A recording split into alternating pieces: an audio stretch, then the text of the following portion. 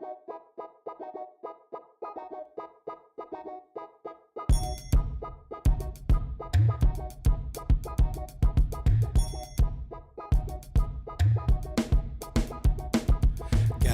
is great. God is great. So I am great. So I am great. God is great. God is great. So I am great. So I am. God is great. So great, and I am great. God is love. God is love. So I am love. So I am love. God is love. God is love. So I am love. So I am. God is love. Love, and I am love. Put your hands together.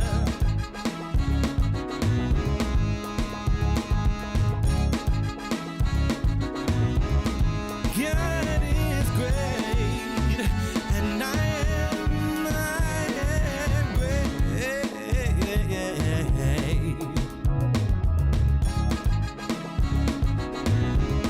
Whoa. God is great, and I am great.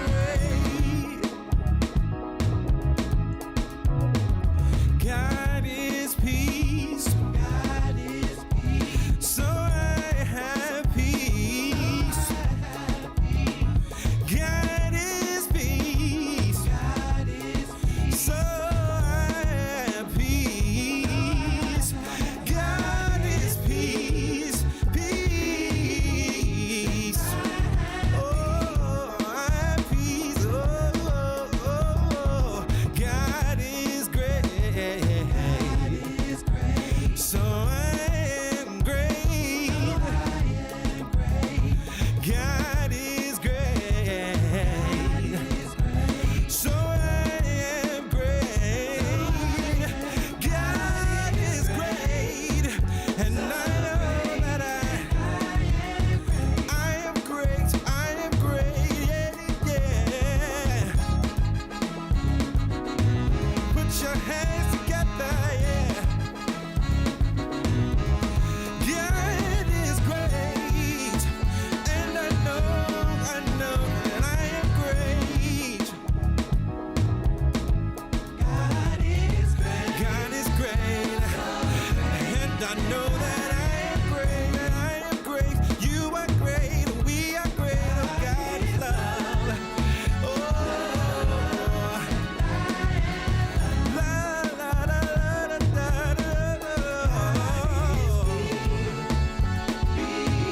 And God is great. So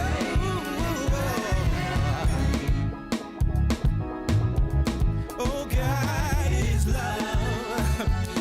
Sweet love.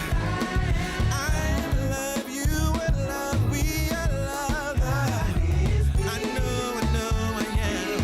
I know I am. I know I am.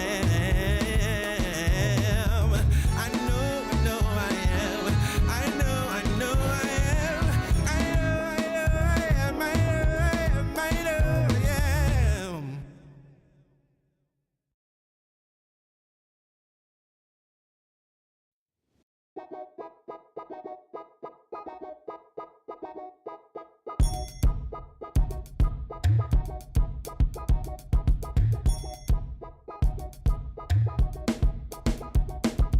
God is great. God is great. So I am great. So I am great. God is great. God is great. So I am great. So I am. God is great. So great, and I am great. God is love. God is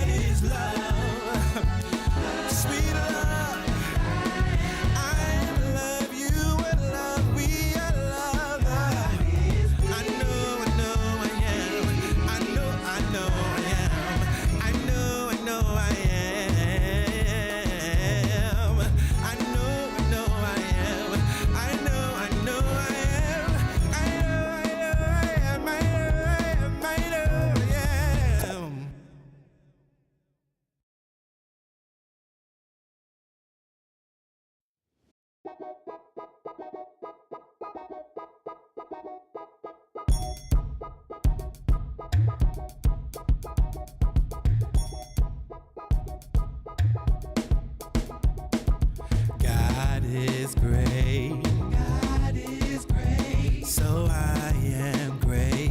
So I am great. God is great. God is great. So I am great. So I am. God is great. So great, and I am great. God is love. God is love. So I am love. So I am love. God is love. God is love. So I am love. So I am. God is love. Love, and I am love. Put your hands together.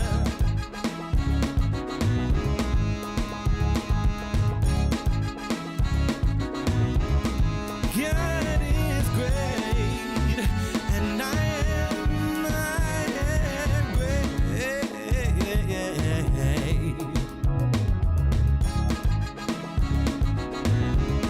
Whoa. God is great, and I am great.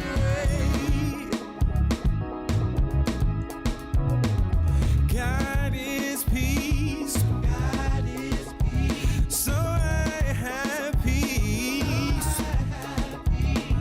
God is peace. God is peace. So I have peace.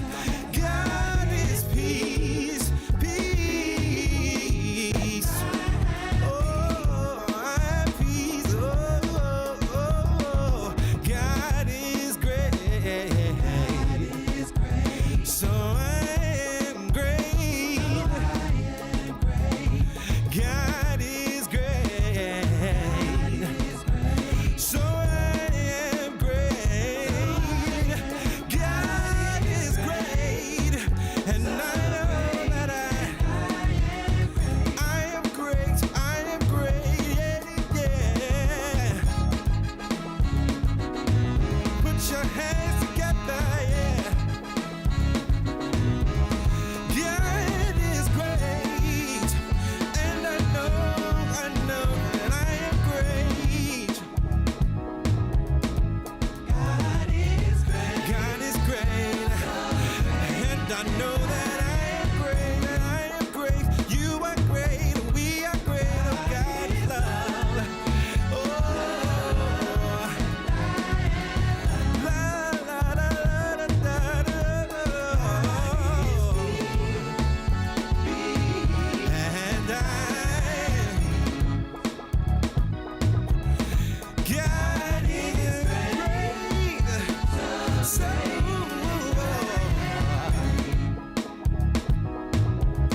oh, God is love.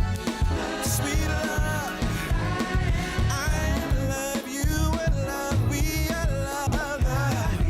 I know I am. I know I am. I know I am. I know I am. I know I am. I know I am. I am.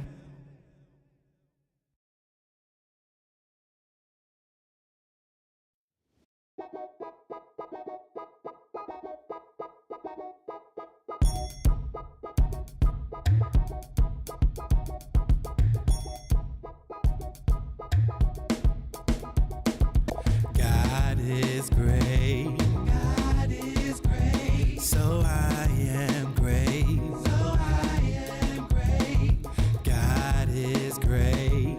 God is great. So I am great. So I am. God is great. So great, and I am great. God is love. God is love.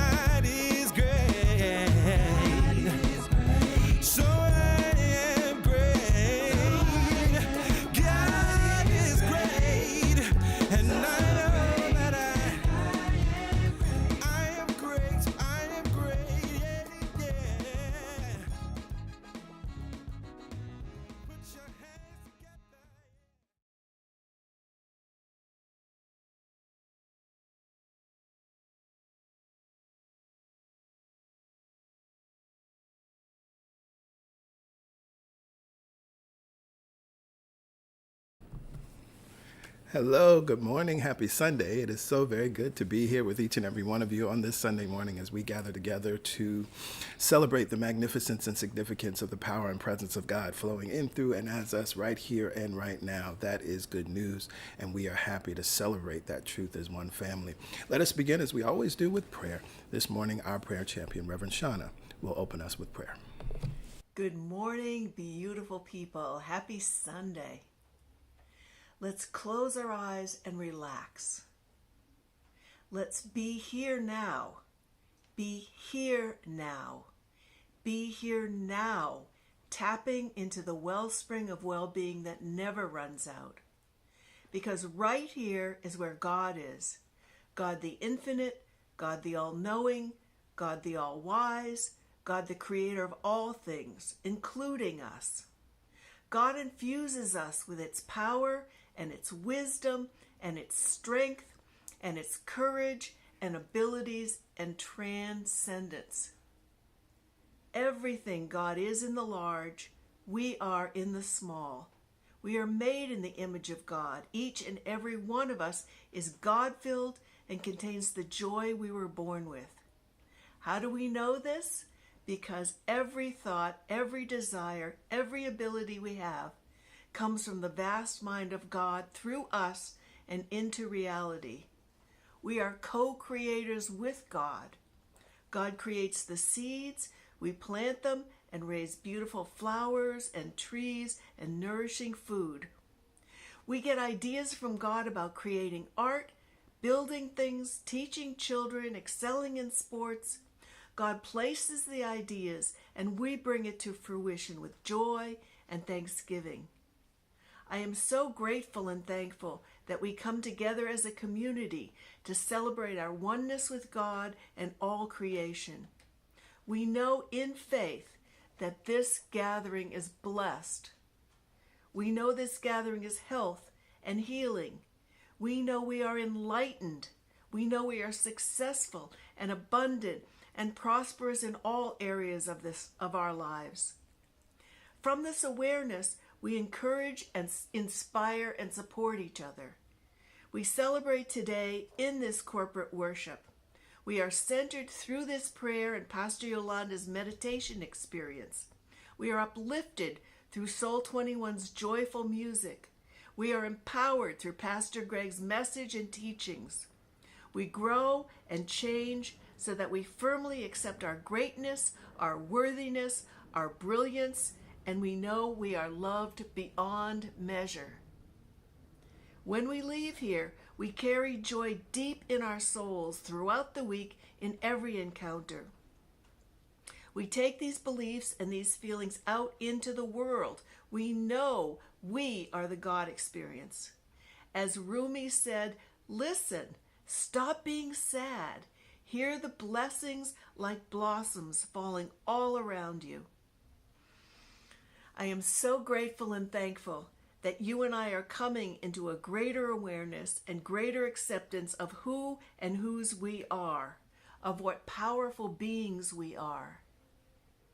And from this awareness, it is with great joy and thanksgiving that I release this prayer to God, who already knows what to do and how to do it. From my profoundest gratitude, I thank the God in, through, and as us, and say amen, ashe, and so it is. Yes, yes, yes. Amen. Ashe. And so it is. We are grounded in the word of prayer. We are grounded in the knowingness of prayer. We are grounded in that definite movement of mind in a definite direction to accomplish a definite end. That we know who and whose we are, and we are choosing to lean into that even more today. We are choosing to expand our awareness of that. We are choosing to relish in our awareness of that today. Thank you, Reverend Shauna, for opening us in prayer. Hello again, and welcome to everyone to the weekend service, to this beautiful gathering that we are co-creating together. And of course, as we are all welcome, we of course want to welcome our first-time guests. If you are joining us for the very first time, hello. great to see you. Feel free to shout yourself out in the comments. Let us know where you're connecting in from. I know Brooklyn is in the house. I see that Memphis is in the house, and so many other folks are in the house. Probably some of our West Coast folks are in the house. I'm always amazed that you all are connecting so early. We're starting to replay the stream in your time zone to make it a little more accessible to you. But we're happy that each and every one of you are here. And as our first-time guests, we welcome you, we see you, we love you. We know that something will be said, something will be done that will support you in living an empowered life, that will support you in thriving this week. Now, we would love to stay in touch with you, and so the information you see on your screen is how you access your digital connection card. Just text the word welcome to 347-472-1078. Just the word welcome, no additional messages are needed. That will create an automated reply with a link. That link takes you to the digital connection card, and that's where you'll submit your information, your name, your number, and your email. We need your email because that's the only way we can get you on the mailing list, right? So make sure you populate that information, and then at that point, you'll receive a follow-up text that says you're all set. And indeed you are. You'll be on our mailing list. We have a weekly email that goes out on Fridays, and any other communications that are necessary. Every now and then we send out other messages, and you will receive that as a member of the mailing list. But more importantly, we're happy that you're here, and we are confident that you will receive something that will leave you better than when you walked into this or connected into this stream. So let's get into our announcements, because as you'll see, there are some things in the announcements that will also be in your inbox, and you may want to have those for more convenient access.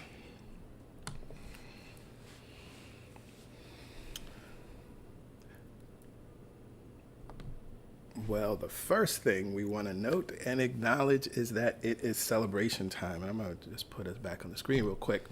It's celebration time. We are in our anniversary week. 10 years ago on the last Sunday of March, it was March 31st, 2013. We opened the doors of Celebration Spiritual Center on Easter Sunday. And so it is celebration time. We are grateful to have reached this milestone. There's a flood of memories that have been coming to me over the past week. Although we are virtual, we look forward to celebrating and honoring this milestone in many different ways as we celebrate throughout the year, right? So it's for us, it's not just a one-time thing, and there's, I think, some beautiful things that we'll be able to do throughout the year. But again, we are grateful and thankful, grateful to recognize that CSC is a real experience, right? It's a God experience, and that God experience, which started as just an idea between the two of us, that has blossomed out of a vision into something that's magnificent, something that has impacted the lives of thousands. We cannot tell it all, but of course, many of you know that what has transpired as your result, the results of you coming in contact with CSC. It's an amazing, amazing thing to really think about. And then, of course, we are well connected within the New Thought community. CSC is an award-winning ministry.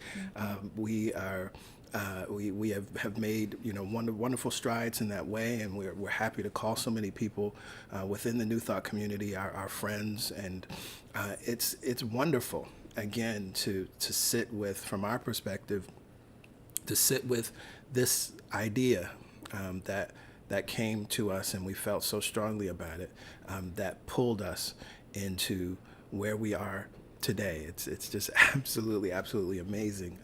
And so as we celebrate the 10th anniversary of CSC, we're also celebrating our 10th anniversary as the pastors of CSC, our 10th anniversary of serving and loving and giving in the ways that we have. And we look forward to continuing to do that. And again, we look forward to, there are many things that we'll be doing throughout the year to really honor and commemorate these 10 years, because we don't take it lightly, and I don't think it's something that we can just on one day just say, hey, yay, happy birthday. But of course, CSC's official birthday is coming up later this week on the 31st. So as we celebrate this community, as we celebrate this ministry and what it is, we celebrate each of you, we celebrate each other, and what it is that we've co-created, and know that not only is Brooklyn better as a result of CSC, which was the focus of our attention, right? That was the focus of our attention. Something was needed in Brooklyn. But the country is better because of CSC. The world has been made better because of CSC.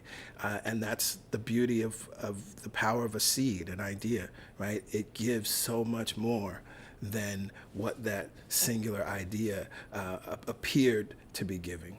And so we continue to celebrate. It's a wonderful, wonderful, wonderful thing. I also want to say happy spring. I didn't say happy spring. It's a beautiful time to be alive.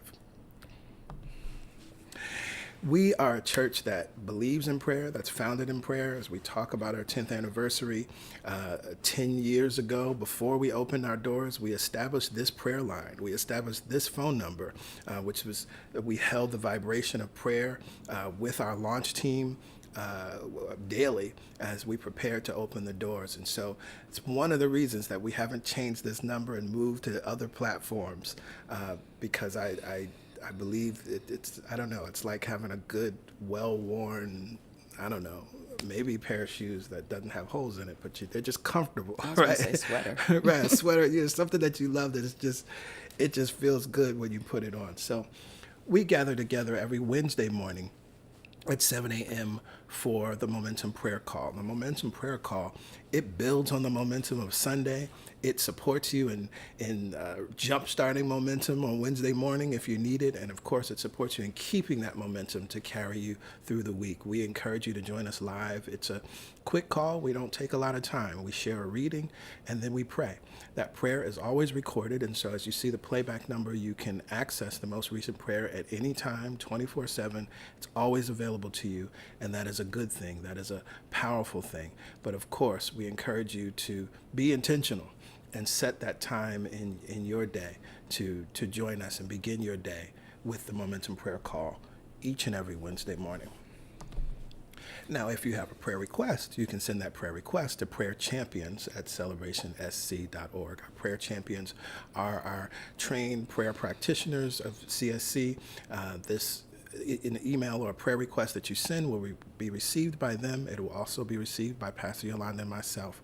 And we will know the truth with you or with you and your loved ones, whatever it is you may be sending the request around. We know that prayer works. We know the truth of prayer. And of course, we teach and practice affirmative prayer here at CSC. So we're not begging God. We're not beseeching God. We're not bargaining with God. Or, oh, we'll be better if you heal my child, right? We're not doing those kinds of things.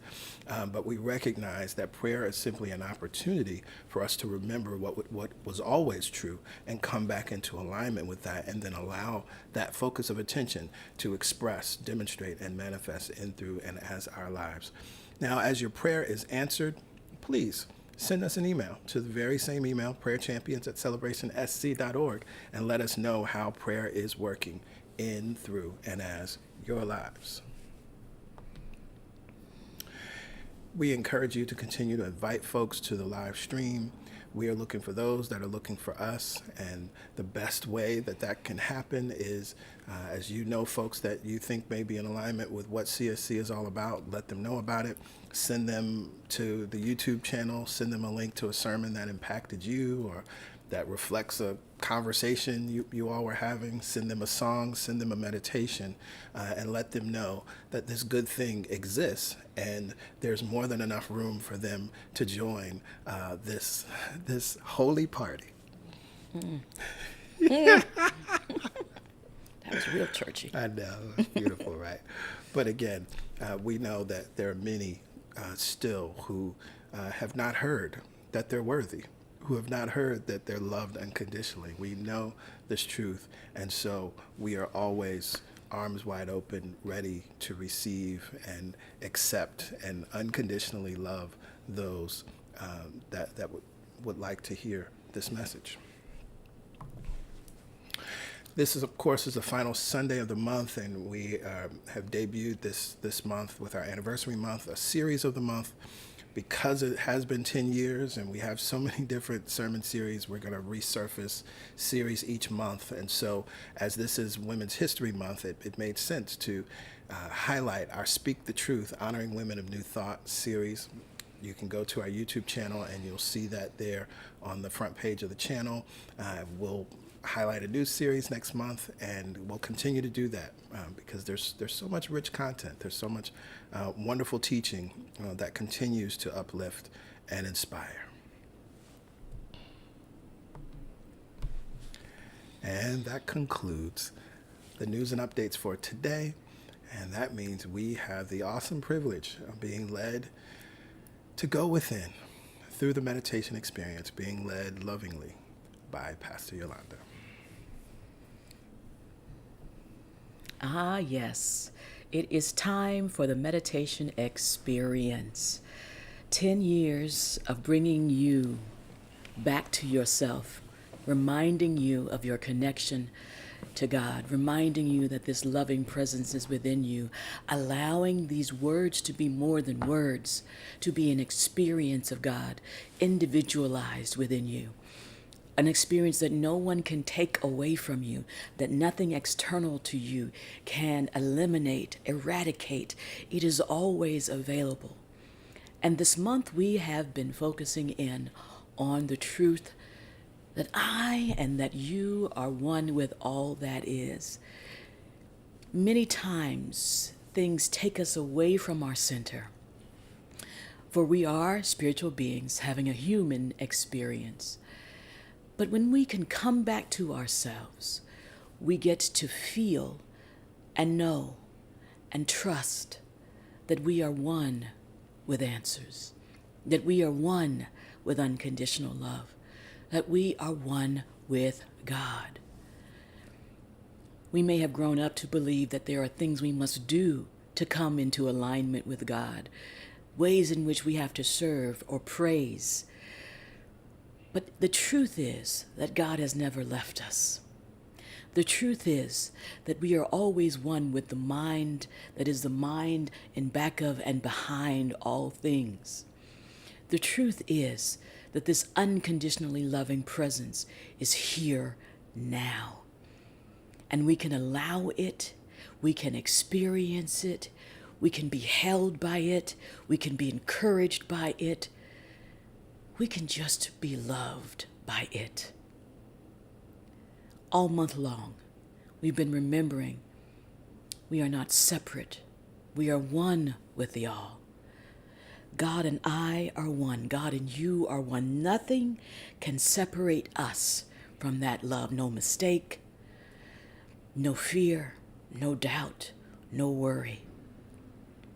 We remember these words, but we experience this truth. We let it wash over us. We let it comfort us. We let it heal us. All that we are, all that we do, all that we are comes from this divine presence. So let's feel that presence now. Go ahead, look around the room, notice where you are. This is an important step to bring yourself present. Notice that you are in a safe space, your space. Allow your ears to align over your shoulders, shoulders over hips, and get comfortable. Allow the palms to relax on the tops of the thighs. And now from this place of presence, this place of safety, this place of connection, allow the eyes to gently close. Letting go of our external focus and becoming so aware of our internal experience.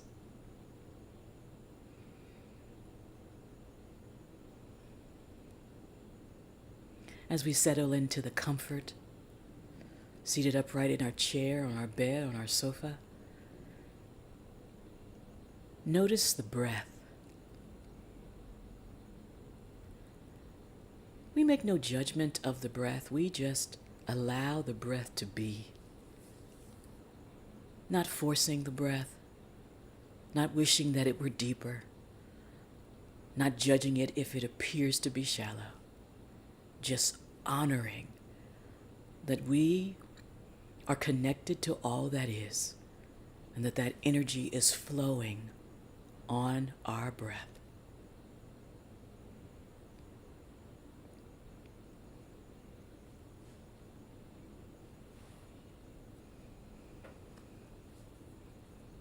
We are in no rush to move forward. We just stay present with where we are, remembering that we are one with all that is. The all is here now. And let's use our conscious control of the breath now, not forcing it, but allowing it to drop deep into the low belly. And together, we're going to inhale on a count of 4. And as we do, we'll expand the low belly.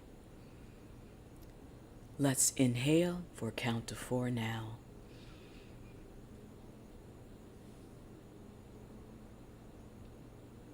Hold it there. Count to 4.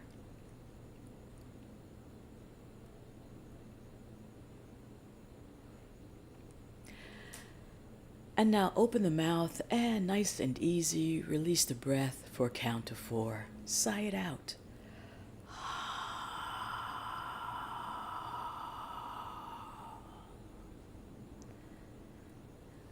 Again, practicing that low breath into the low belly, expanding the breath, expanding the belly. Hold it there.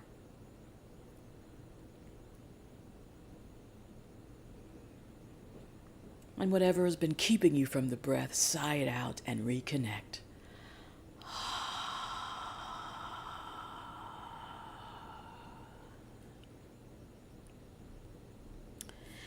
In through the low belly, up through the rib cage, expanding the sides and the back and the front of the body, sending breath into those places that feel stuck, that feel disconnected. Hold it there.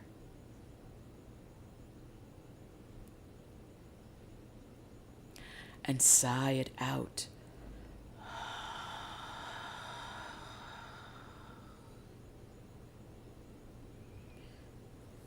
In through the low belly and up again through the rib cage. It's a new moment. Find a new place for the breath. Hold it there.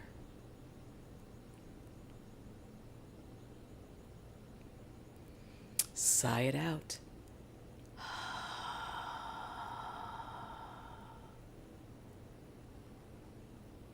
In through the low belly, up through the rib cage, now up through and to the heart. Hold it there. And without collapsing, open, relax the jaw, and sigh it out.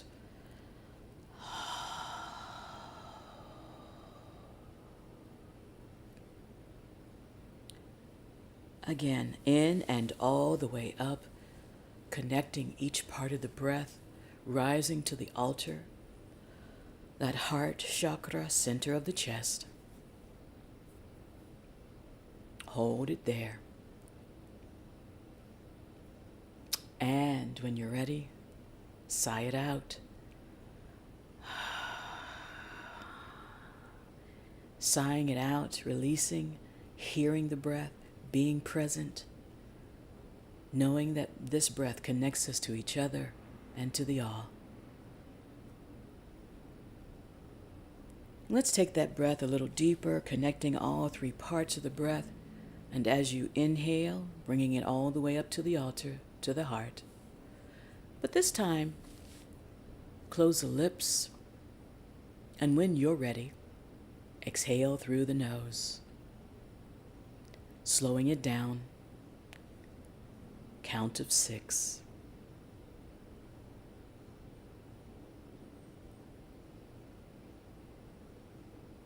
Our body is getting the signal now that it can relax.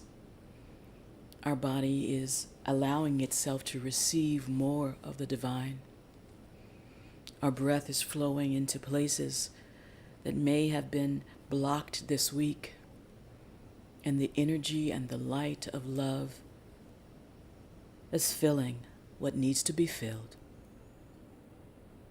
reminding us of the truth with each breath. Let's practice for a few rounds on our own, in and out through the nose, for this is how we will breathe for the remainder of our meditation. Nice and easy. In and out through the nose, relaxing the body, letting the breath go where it is needed, and we receive the all.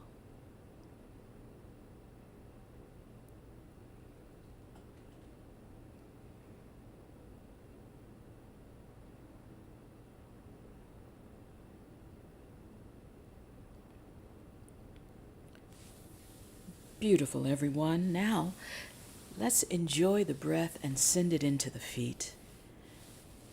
We've been moving about, either physically or in our minds. Maybe we've been carrying a burden. Let's release it all now as we relax the feet. Releasing the toes and the heels and the arches relax.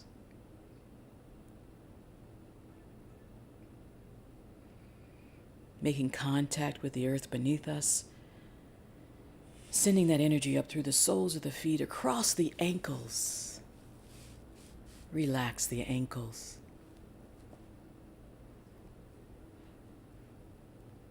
I am one with all that is. You are one with all that is.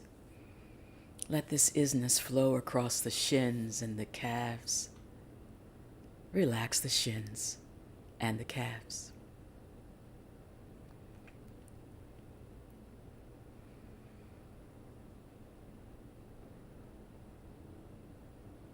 Energy cannot be stopped. It flows across the knees. We bend, we allow, we forgive, we release. Relax the knees.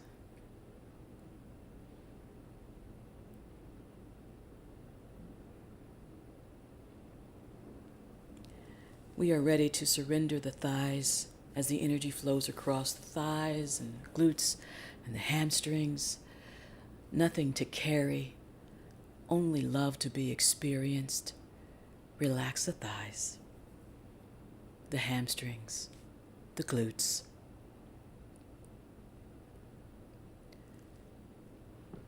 Letting go of the lower half of the body, feeling the energy gathered at the base of the spine. Maybe it moves into the hip sockets.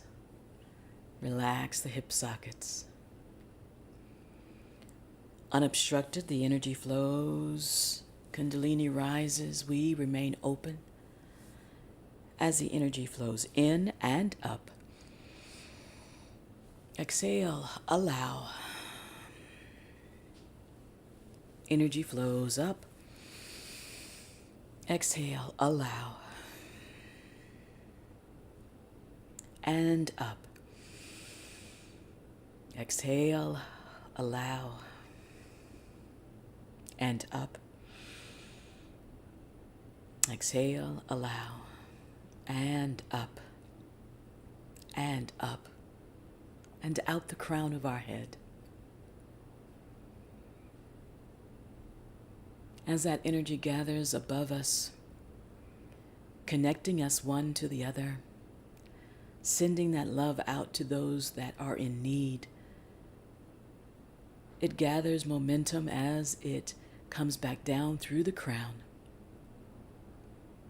Across the third eye, down the throat, across the shoulders, down the arms, out the fingertips. Notice in your body, if you need to receive more, turn the palms up. Or to ground, turn the palms down. As we prepare for our silent time, the mind might wander. It's okay. It's just doing what it's supposed to do. We lovingly, gently, tenderly, compassionately bring it back to the thought, I am one with all that is. We allow that thought to be experienced in our body right here and now. Don't try to hold on to anything. We just experience God for ourselves. For we are all connected to the all and we can never be separate. Allow that connection, and now allow that love, allow this truth to be your experience now.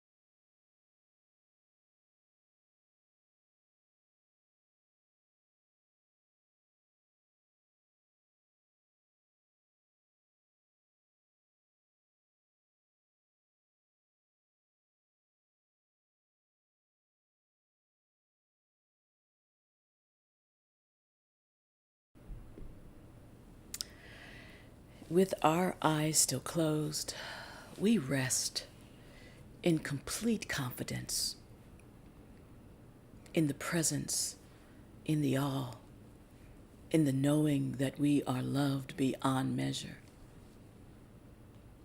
With our eyes closed, we rest in the complete knowing of our oneness, of our wholeness.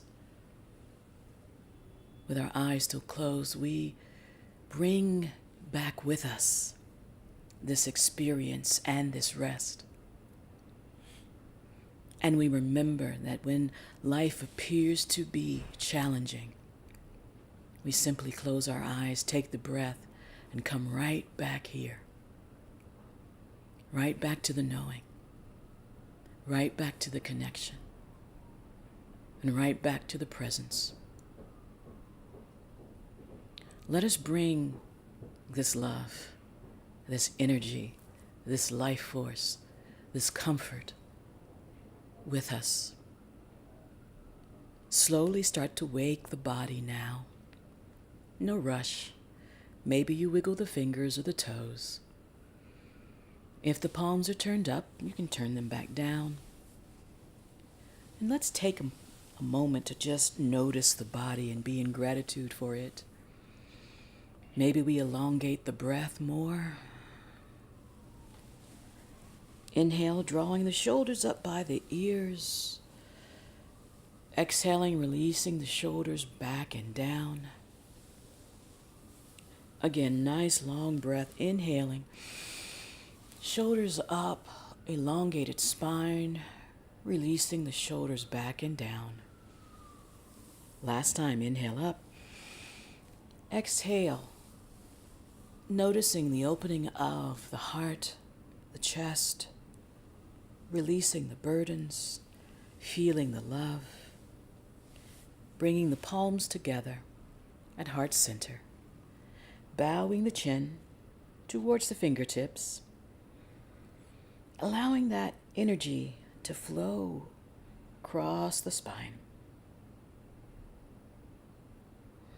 I am one with all that is. That presence is my presence now. You are one with all that is. Allow it to be your guide now. Allow it to be your encouragement now. Allow it to be your healing now.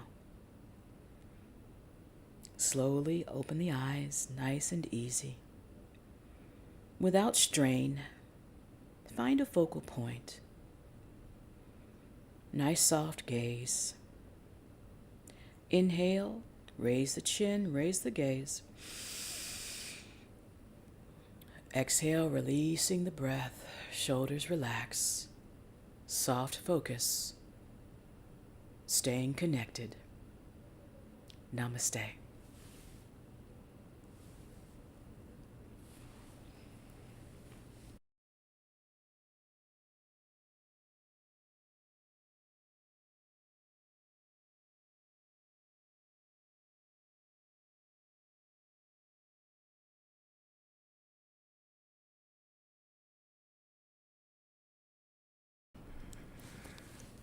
Yes, yes, yes. Namaste.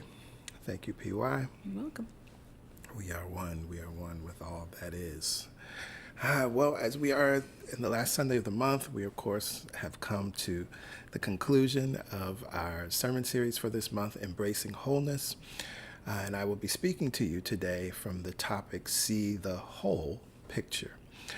But before we get into the message, we're going to hear from Soul 21. And this song really echoes musically what we have already tapped into via the meditation. So I'll see you on the other side. So we're going to just move on up a little higher today. Y'all ready to move on up higher? Yeah. And so the beautiful thing about this song is it's call and response. So when I sing, just sing it back. We take a little journey, knowing the truth together, celebrating the truth together. All right? You can put your hands together if you want to. It's all good.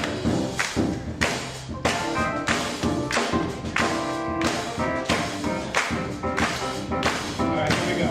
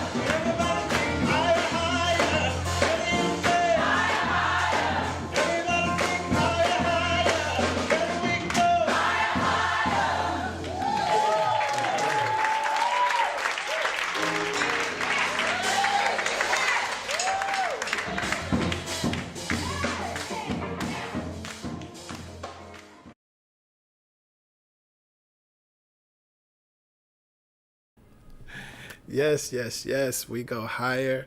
We go higher. We go higher. So grateful and thankful for that song. Shout out to my dear sister Shanda Rule, who wrote that song. And it is always a party when we get to sing that song at CSC.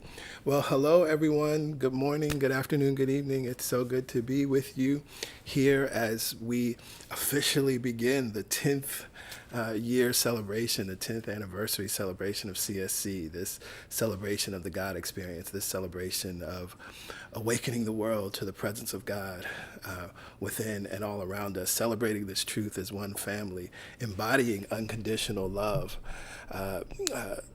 equipping humanity to live their greatest lives and serving all creation. Well, I want to get into the message because I have some things that I want to share, and I think this will be beautiful as we wrap this up. And I pray that this is really giving you some new insight, but also a reminder about what wholeness is. And of course, we started in week 1 with the message, wholeness over wellness. And this was really about what inspired this sermon series as I read an article from Oprah Daily with the title is Wholeness, the New Wellness. And I laughed when I read that because I'm like, well, wholeness ain't new.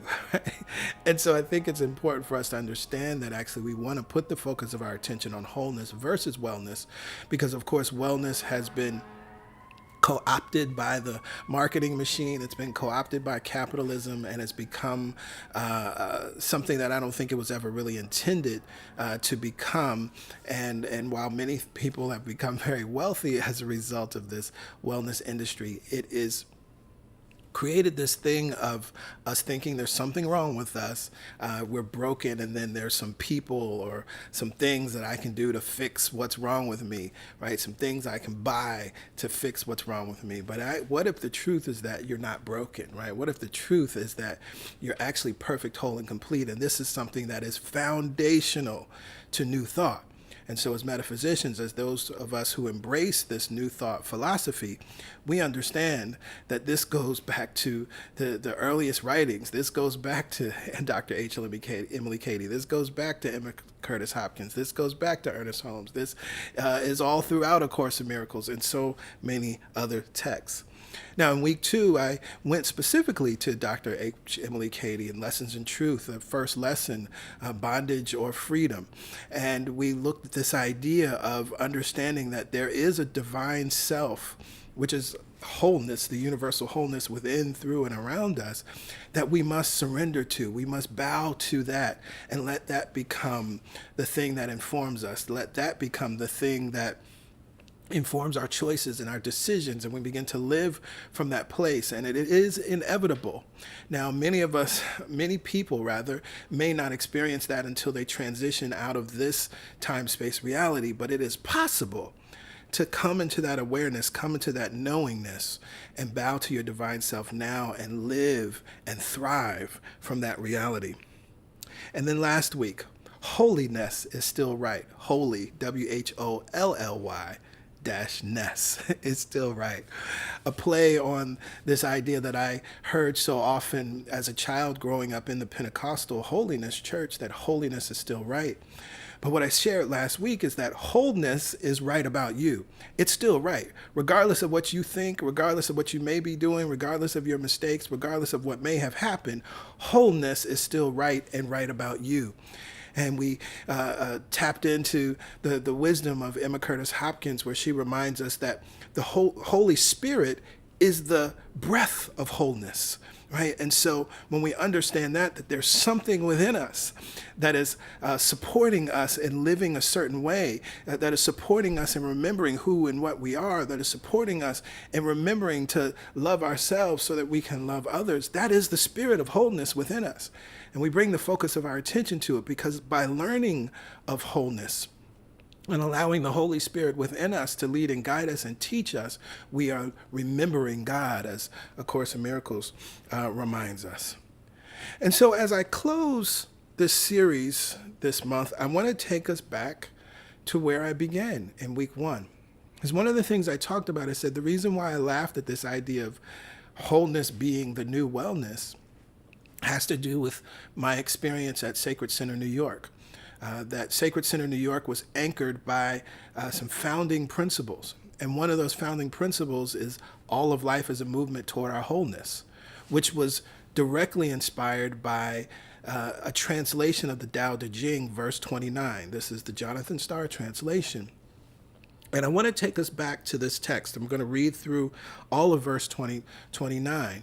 And I'm going to replace where the word perfection is written in the translation. I'm going to replace it with wholeness, because as Jonathan Starr shares in his text that shows how he got to the translations, he says very clearly that the root of the word perfection is wholeness. And I think that's better for our ears, because oftentimes when we hear perfect or perfection, be ye perfect as God is perfect, we're starting to think about this unattainable idea that we have in our minds as humans, right, around perfection. And so then we get lost, we get caught up, because we can never be quote unquote perfect. So wholeness is a good word to use. So I invite you to hear this, and then we're going to kind of just do some old school breakdown of the text and exegesis, and talk a little bit about what Lao Tzu is writing about and how that supports us in embracing wholeness. Those who look down upon this world will surely take hold and try to change things. But this is a plan I've always seen fail. The world is Tao's own vessel. It is wholeness manifest. It cannot be changed. It cannot be improved. For those who go on tampering, it's ruined. For those who try to grasp, it's gone. Allow your life to unfold naturally. Know that it too is a vessel of wholeness. Just as you breathe in and breathe out. Sometimes you're ahead and other times behind. Sometimes you're strong and other times weak. Sometimes you're with people and other times alone. To the sage, all of life is a movement toward wholeness. So what need has she for the excessive, the extravagant, or the extreme? Spring is here, y'all. Monday was the first day of spring, and I've been excited about it. PY and I, we tease each other often. She's a winter baby. I'm a summer baby. And so now that spring is here, we're getting closer to the summertime. And of course, spring is here. That ends the winter time. And of course, we're already starting to see the signs of spring. Many of my friends in the DC area, I've seen them posting pictures. They've already gone down to the tidal basin, and the cherry blossoms are out. They're there. It's a beautiful thing. I checked, according to the Cherry Watch on the Brooklyn Botanical Gardens website, we don't quite have our cherry blossoms yet. There are 4 trees that are in pre-bloom or peak bloom, but we know that soon, and very soon, here in Brooklyn, we will be able to enjoy the cherry blossoms. I'm not sure about in Newark, New Jersey, which is another space here in the tri-state area where you can see the cherry blossoms. I don't think they have peaked yet or bloomed. So soon, we will all see and experience the visible signs of spring everywhere. And yet, the visible signs of spring, and yet without the visible signs of spring, we all know it is spring. Yes, yes? Why don't you take that in for a second? You can hear the spiritual truth in it right now, right? Soon we will all see and experience the visible signs of spring everywhere. And yet, without the visible signs of spring, we all know it is spring. The Hermetic principle of correspondence teaches us simply, as above, so below. As below, so above. And so as we can look at nature and have an understanding that even though we may not see all the visible signs of spring, we know it is spring. And we know that the visible signs of spring inevitably will show up, will demonstrate, will be made manifest, just as we know it. Just as we know it is spring without the visible, physical, tangible experience of it, we can know we are whole without the visible, physical, tangible experience of it. Why? Because just as we know the demonstrations of spring will be made manifest, we can know that the demonstration of our wholeness will be made manifest. In fact, it's inevitable. And this is the wisdom that Lao Tzu is sharing with us in this verse. So we're going to look at some aspects of this verse and kind of talk about it and break it down a little bit. And so in this first section of this verse, Tao Te Ching, verse 29, again, the Jonathan Starr translation. Those who look down upon this world will surely take hold and try to change things. But this is a plan I've always seen fail. The world is Tao's own vessel. Its wholeness manifest. It cannot be changed. It cannot be improved. For those who go on tampering, it's ruined. For those who try to grasp, it's gone. Now, I just want to say this at the outset because I think it's important, right? Because, of course, we can look at the world and it's like, wait a minute, PG, you mean to tell me there's nothing out here that needs to be changed? Nothing out here that needs to be improved with all of the foolishness and mess that's going on out in the world? Absolutely. There are things that we want to change, right? There's things that we want to experience. But I'm going to break down how and why we have to look at this differently, right? And so what he's essentially writing about here is when we forget that we are a cosmos and not a chaos. I love that. The Master Key System, Charles F. Hannell is where I read that for the first time, that you are a cosmos, not a chaos. And what that's talking about, the cosmos is talking about this unity that we possess, this universal wholeness that we possess. And of course, when we look at cosmos, we immediately start to think of space, we start to think of the galaxies, and we understand that from our personal vantage point here on Earth, everything seems separate. Right? You're in one place, I'm in one place. This camera is in front of me, is in one place, and I'm sitting in one place. These lights are in one place, and I'm in another place, right? And then we have separate buildings, and we have separate bodies, and we have separate vehicles, and we have separate items of clothing. But of course, the more we start to zoom out, everything starts to become unified. It starts to appear to be one. And, you know, we can get in a plane and we have a certain view, a bird's eye view. We start to see unity, and where on the ground it appears to be separation. And then, of course, if we zoom out even more and we move out into space, right, then we get into that space where we begin to see that the Earth itself is one unified whole. It's that blue marble, right, that's sitting there on the mote of a sunbeam. And we recognize, and this is part of what inspired that powerful song, From a Distance, right? That from a distance, we start to see unity. From a distance, we don't see factions. We don't see race and cultures and ethnicities and my thing and your thing. We don't see any of that. And we understand that that's what we're talking about when we talk about the cosmos. But just as we broke down the definition of holy, W-H-O-L-L-Y, and whole and wholeness last week, I want to touch in on cosmos for a second.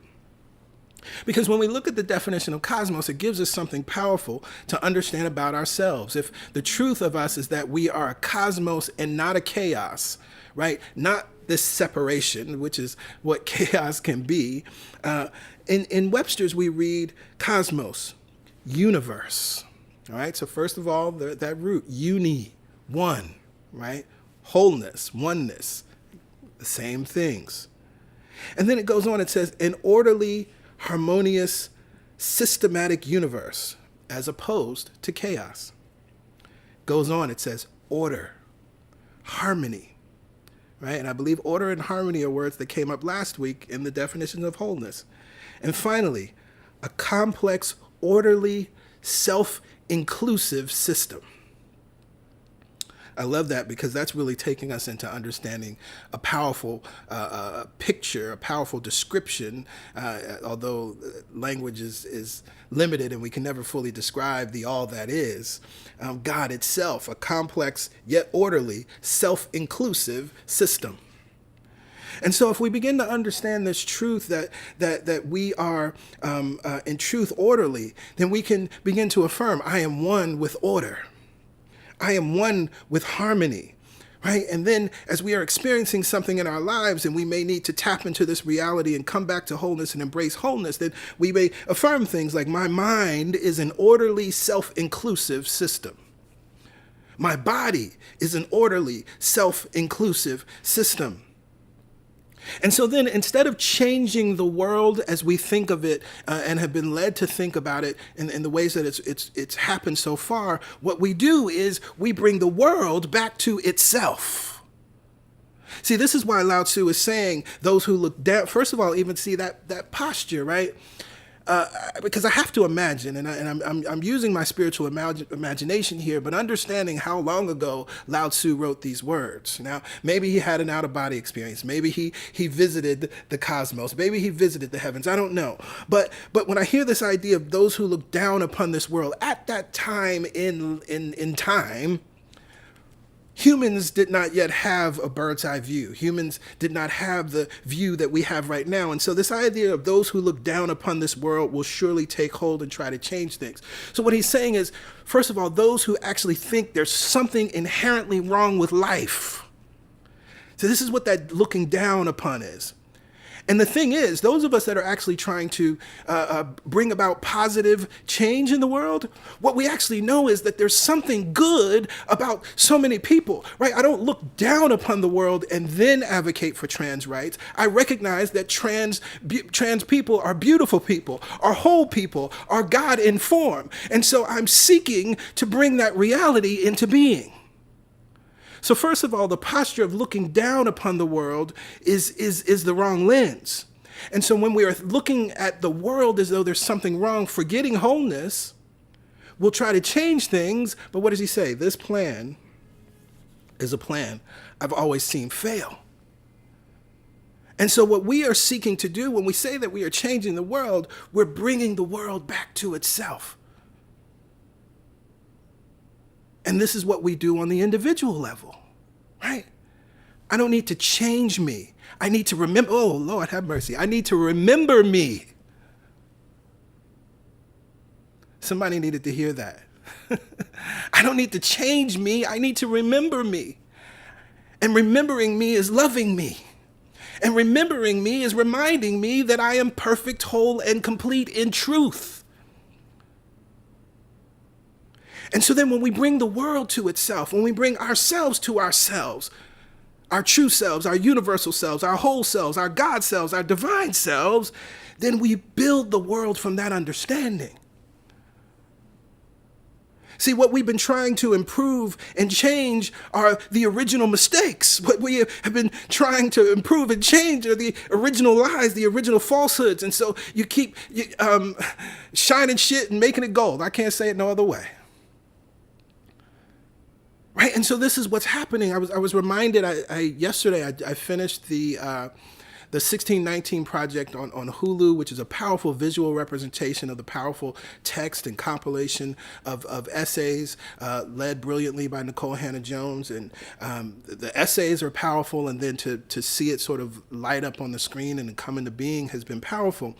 And it reminds me of some of the issues and the things that are taking place when we look at essentially the wholeness that Black people are seeking in this country.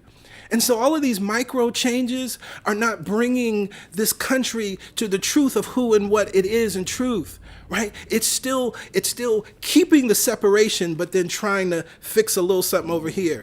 Keeping the separation, keeping the inherent racism in these structures, right? But trying to do a little something over here. Give a little of affirmative action here, and give a little grant here, and give a little scholarship over here, and right? But we still haven't dealt with the truth of we need to bring America back to the truth of itself. And so the last episode in that series is the episode on justice and talking about reparations. And of course, it seems very, very practical, logical, not only morally right, as Nicole Hannah-Jones says, but also just logically right when you think about it, when you look at it. There is a debt. There is a debt that's owed, right? And it has not been paid. Right? And until and unless America seeks to make itself whole, right, which is really come back to the remembrance of its wholeness, we're going to continue to have the problems, right? And so then that's where what Lao Tzu says so interestingly, where he talks about tampering and grasping, right? He says that for those who go on tampering, it's ruined. And for those who try to grasp, it's gone. Because it cannot be changed, it cannot be improved, it can only be remembered. You can only come back to the reality of what it is and then be whole. And so that tampering and grasping, here's the thing where we talk about wholeness over wellness and the problems of the wellness industry as it's been manifest right now, and all of the new ageisms and all of this stuff that's happened. You can't bottle it up. You can't sell it, right? You can't improve upon that which is already complete. And when you try to do these things, it's ruined. The thing that comes to mind as I was preparing for this message is I think about yoga and how the Western world has tampered and grasped at this thing and ruined it. Well, what do I mean? It's beautiful when you think about it, this example, right? Because if you understand, and shout out, I know we have so many certified yoga teachers, of course, Pastor Yolanda being one, but we have so many certified yoga teachers within our community. And so you know this. If you go to the Yoga Sutras, if you look at the wisdom of Patanjali, right, we understand that there are 8 limbs of yoga. 8 limbs of yoga. One of those limbs being asanas, or the postures or poses, the thing that we in the Western world think yoga is and only is. And because of that, this is a perfect example of separation. This is a perfect example of ignoring wholeness. Because of that, we've now created this toxic expression of yoga that has even gone as far, and I'm sorry if I offend somebody, but has gone as far as this goat yoga mess, which has nothing to do with what was written in the Yoga Sutras. Has nothing to do with the 8 limbs of yoga, and that's just truth. And you can go out there and do your little goat yoga if you want to, but understand that what you're doing is operating in opposition to this reality of wholeness. There are 8 limbs. And so ignoring the other 7 is operating in separation. But this is what the Western world does, right? This is not about any specific person. What's happened is this is just another manifestation of that. It's a manifestation of when you try to change something, when you try to improve that which is wholeness, right? Those who go on tampering, what do? They ruin it. And those who try to grasp it, those who try to bottle it up, those who try to just simply make money off it, those who try to figure out the formula behind it and write a book about it so that they can tell more people about it instead of experiencing it. So this is what Pastor Yolanda reminds us of in the meditation experience. Don't matter how many books we have, doesn't matter how many principles we can cite, doesn't matter how many universal laws we can name. Doesn't matter how many times we've read A Course in Miracles front to back. Doesn't matter how many times we've done the lessons in A Course in Miracles. Doesn't matter if we can quote Abraham Hicks or not, or Marianne Williamson, or Michael Beckwith, or Pastor Greg, or Pastor Yolanda. It's an experience. We embrace wholeness so that we can be whole.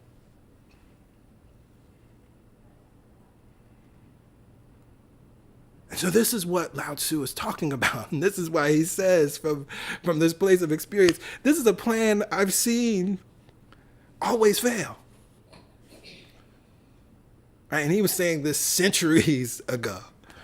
But I can say in 2023, in this century, this is a plan I've seen always fail. It creates chaos. It creates foolishness. It creates toxicity. It creates all kinds of unintended consequences. But then in the second half of this verse, he brings it to ourselves, right? The first half of the verse was talking more in the universal sense, right? Because he says that the world is Tao's own vessel, and it is wholeness manifest. So he's talking on this cosmic level, on the larger level, right? But then he brings us to ourselves, and what does he write? Understanding this cosmic understanding as above, so below. Allow your life to unfold naturally. Know that it too is a vessel of wholeness, right? Because what did he say earlier? The world is Tao's own vessel, Tao is another word for God or the universe or source or the all that is, whatever name feels good for you, that highest reality, that thing behind all things. That's what the Tao is, right? Use whatever word feels good for you. It is wholeness manifest. But then he says, know that your life too is a vessel of wholeness, that your life too is wholeness manifest. Just as you breathe in and breathe out. Sometimes you're ahead and other times behind. Sometimes you're strong and other times weak. Sometimes you're with people and other times alone. This is why I love to look at the seasons to remind us of what Lao Tzu is saying here. Sometimes you're in winter. Sometimes you're in spring. Sometimes you're in fall, sometimes you're in summer, but we do not worry and we do not fear, for we know and affirm, as Albert Camus affirms, in the midst of winter, I found there was within me an invincible summer. This is an affirmation of wholeness. This is someone who sees the whole picture. The whole picture. Not the whole picture, but the picture that wholeness wants us to see. Seeing the whole picture is not about what you see with your physical eyes or even experience with your physical senses. Seeing the whole picture is living from what you know. When we're in winter, we don't see spring, but we know spring is coming. Yes, yes.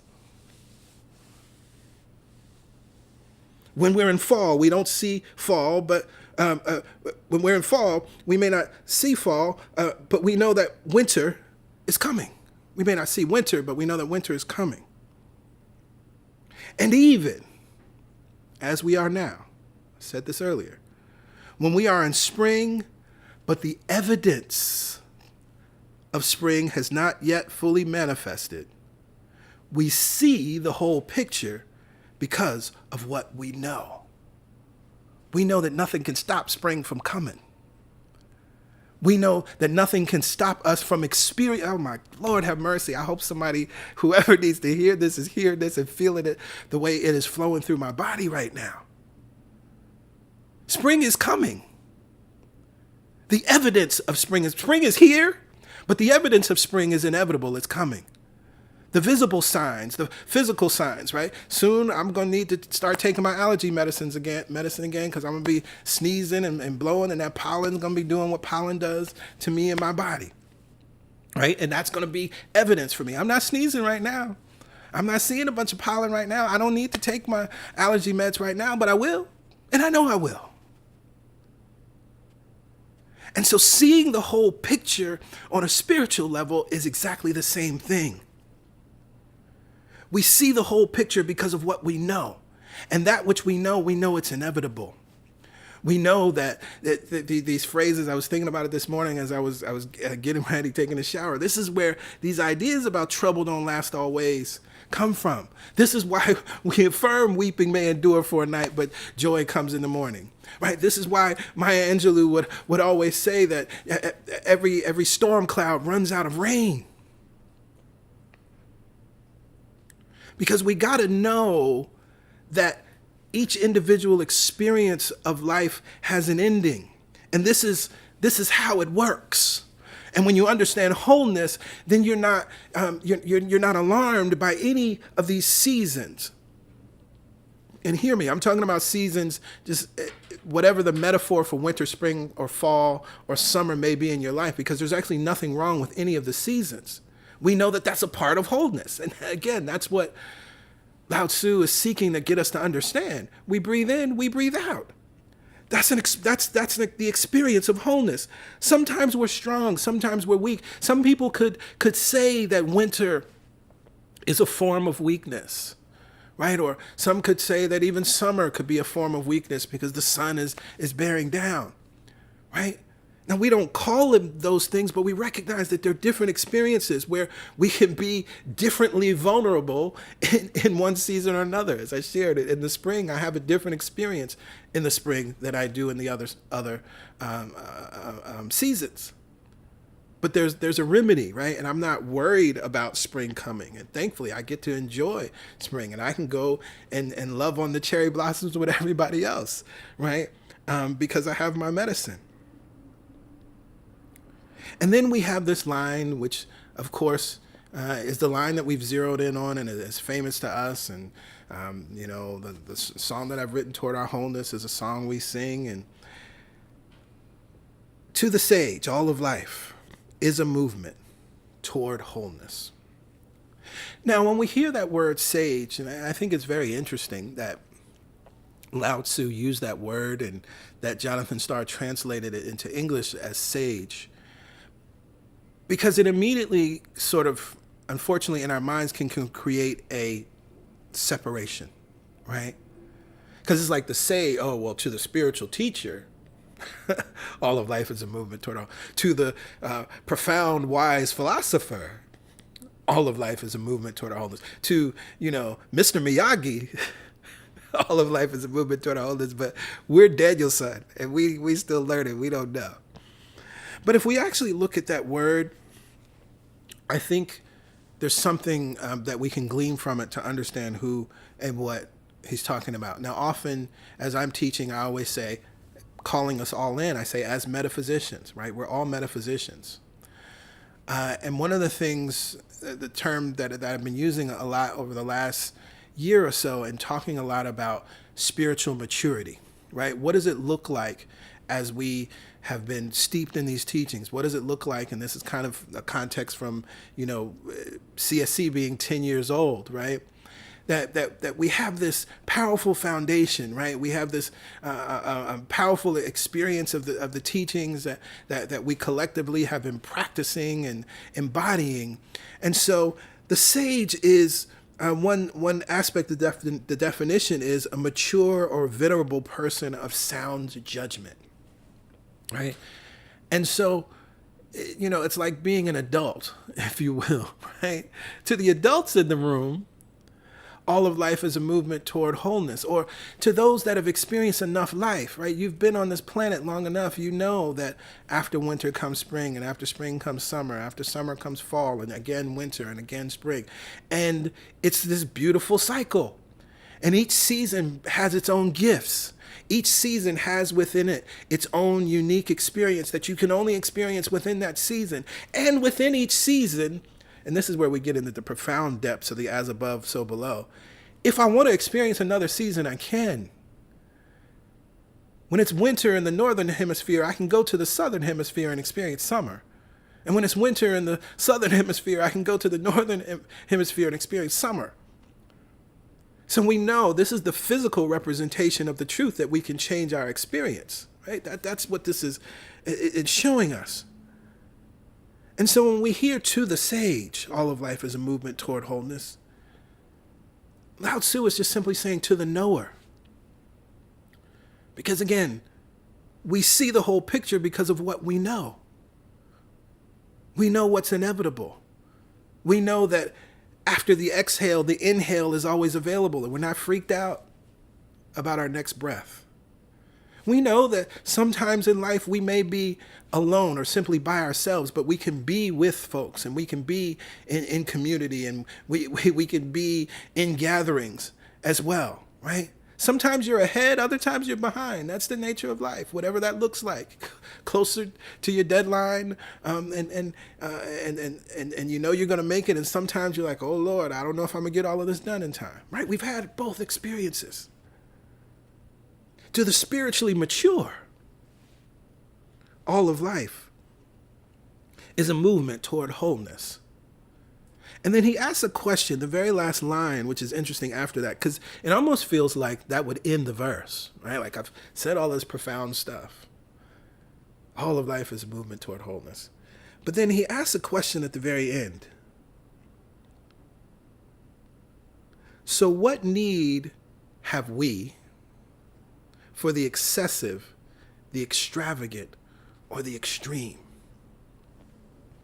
And this really reminds me of Buddhist philosophy and the middle way. It also reminds me of Hindu teaching that talks about living from the center and not turning too far to the left and too far to the right. And Joseph Campbell brilliantly talks about how you can find that teaching inscribed in temples, where you'll go to a temple and there's a face in the middle, and then on the left and the right, are two faces attached to it, and it's a visible representation of living in the middle. The faces to the left and the right aren't beautiful faces, right? To say the least. They're kind of scary looking, right?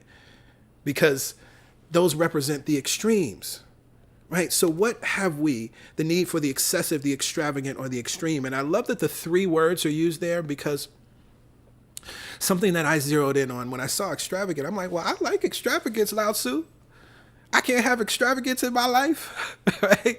I thought about Pose and all of the great extravaganzas and the great balls that took place, right? I'm like, I like extravagant things, right? That reminds me of luxury. What you saying, Lao Tzu? I can't like extravagant things? But the context is important. The context and the use of the word between excessive and extreme, right? Because the extravagant, when used in this context, that is extravagant, can be in excess. And so he's using the word in that context, right? What need have we for the excessive or the extreme?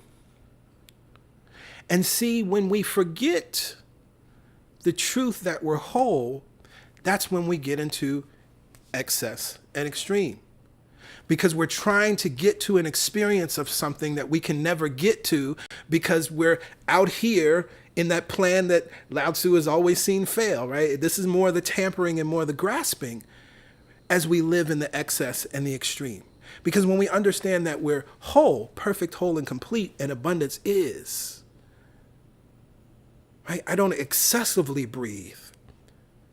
I don't need to breathe through extremes. This is why I will say this, till I make my own transition.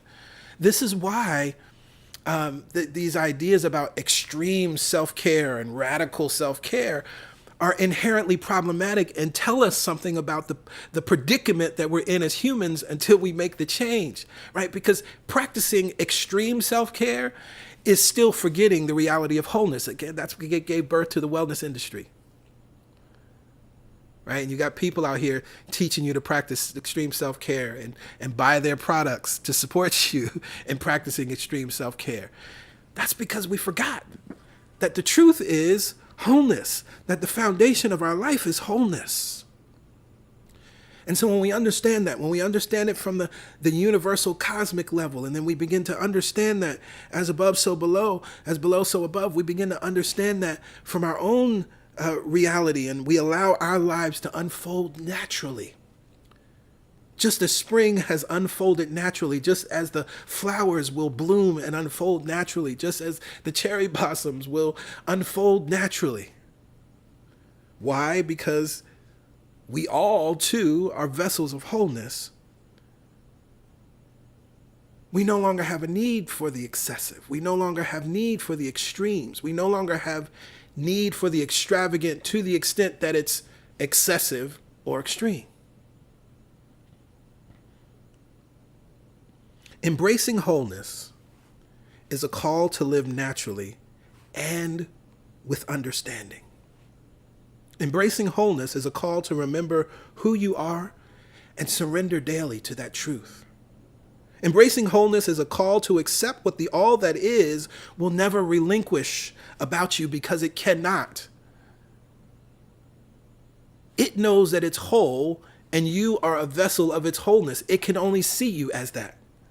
But of course, we can see ourselves as something else and fight and block the truth of who and what we are. Embracing wholeness is a call to see the whole picture using your wholeness-colored glasses. All life is an experience of wholeness. All life is an encounter with wholeness. See the whole picture and be whole. And with that, I invite you to take a breath in right here and right now. And we breathe out. We breathe in. And we breathe out. Let us move on up a little higher in consciousness as we remember and know that there is only one mind, only one power, only one presence, only one divine intelligence, only one universal wholeness that is working in all, through all, and as all, that is working in us, through us, and as us, that is working in you, through you and as you, that is working in me, through me and as me. It is, and it is right here, right now. Universal wholeness is right here, right now. It can neither come nor go. It can neither come nor go. It cannot be changed. It cannot be improved. It is complete. It is intact. It is unified. It is wholeness. And as I recognize that God, universal wholeness, is right here and right now, I remember that each and every one of us are right here, right now. For we live, move, and have our being in the womb of wholeness, in the mind of wholeness. We live, move, and have our expression in it, and it expresses in, through, and as us. We are one with it and one of it. We are God's good idea. We are God's whole idea, and that idea is never relinquished. That idea cannot be let go of. That idea holds us to that reality. And so it is out of this awareness that universal wholeness is and is right here, right now. Out of this awareness that we are one with it and one of it, that I speak this word in faith. Here and now in consciousness, we embrace wholeness. Here and now in consciousness, we remember ourselves. Here and now in consciousness, we love ourselves back into an experience and reality of wholeness. We are a cosmos, not a chaos. Our minds are in order. Our minds are in harmony. Our bodies are in perfect self-inclusive order. Our minds are in perfect self-inclusive order and harmony. And so right here and right now, we bow to our divine selves. We bow to the harmony that is. We bow to the unity that is. And as we sang in the song, unify my mind, my soul, as above, so below.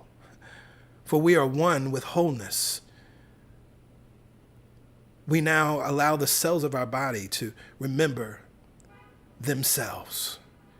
Cells, you are whole, you are whole, you are whole. We speak to every aspect of our body, every limb, every joint, every muscle, every organ. We speak to you now and remind you that you are whole, you are whole, you are whole. We speak to all of the other physical manifestations of our lives, our relationships, our bank accounts, our finances, our businesses, our careers. You are whole, you are whole, you are whole, you are whole, you are whole, you are whole. You are part of and an expression of a perfect, complete, orderly, harmonious, self-inclusive system. You are God and God is you. God is whole and you are whole. We speak this word of faith over our lives now. We speak this word of truth over our manifested lives right now. We see the whole picture and we know that wholeness is right about us. Wholeness is right about you.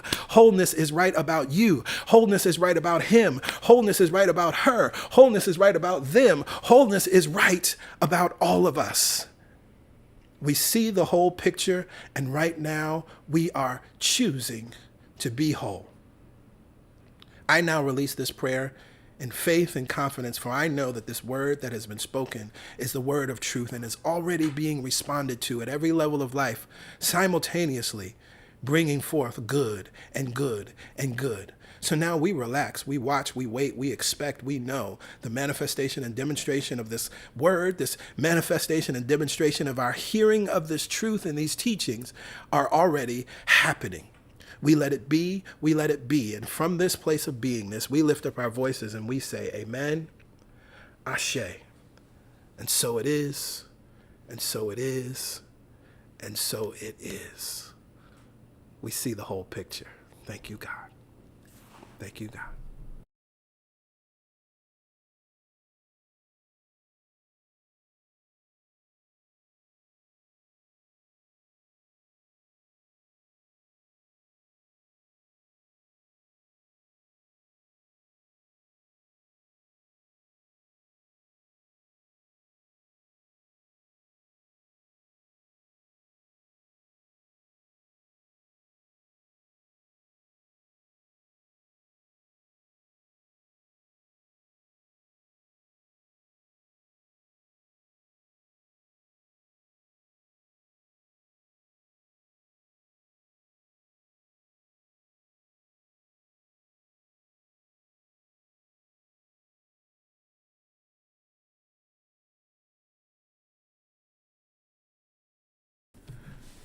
Ooh, we now see the whole picture.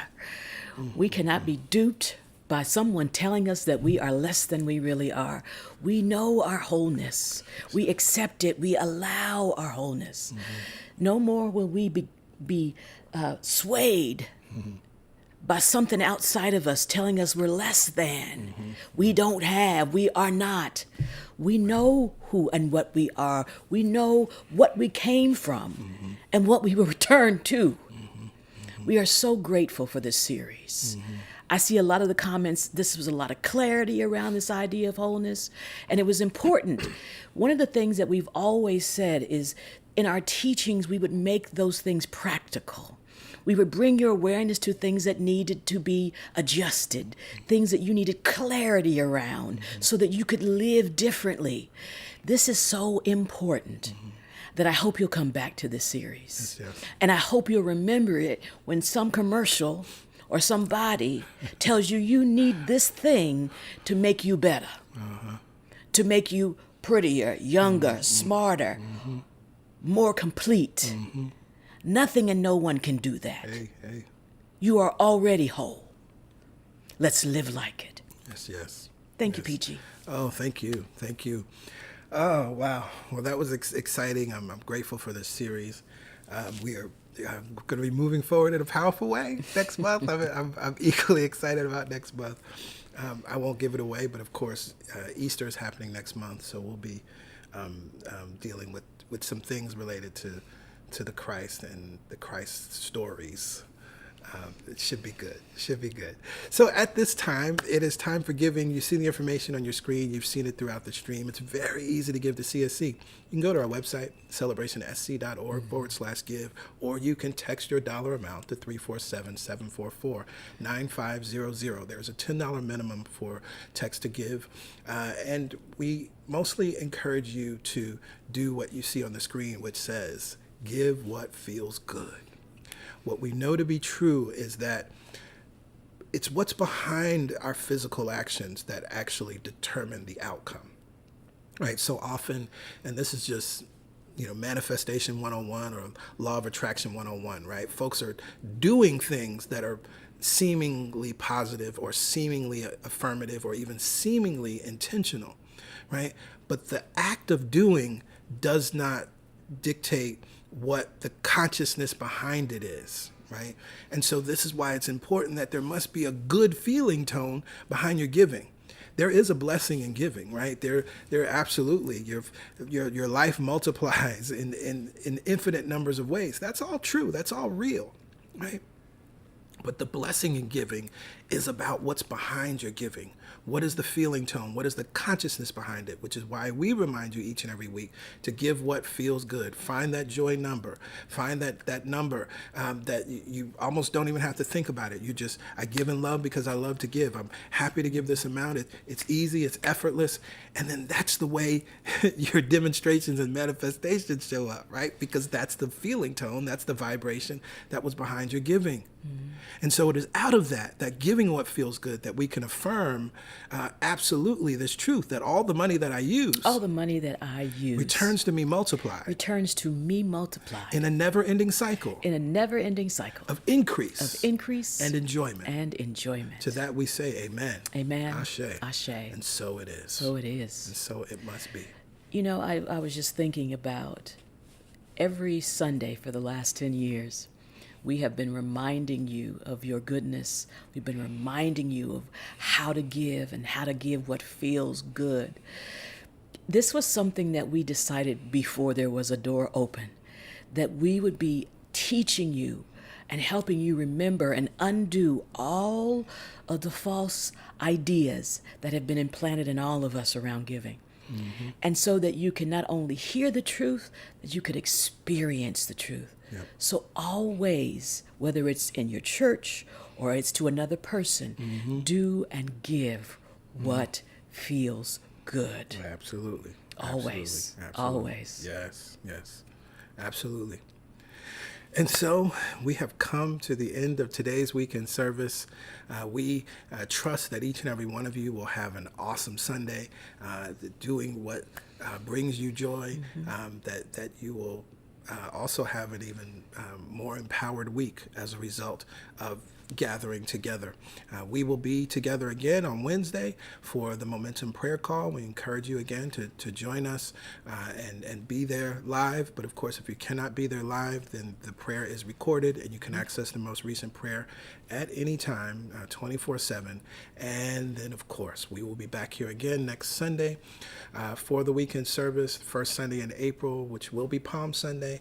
And of course, we have some wonderful things to share as we move forward in our anniversary year, our 10th year, and also as we move forward in continuing to celebrate the truth as one family and do all of the things that CSC was created to do and be.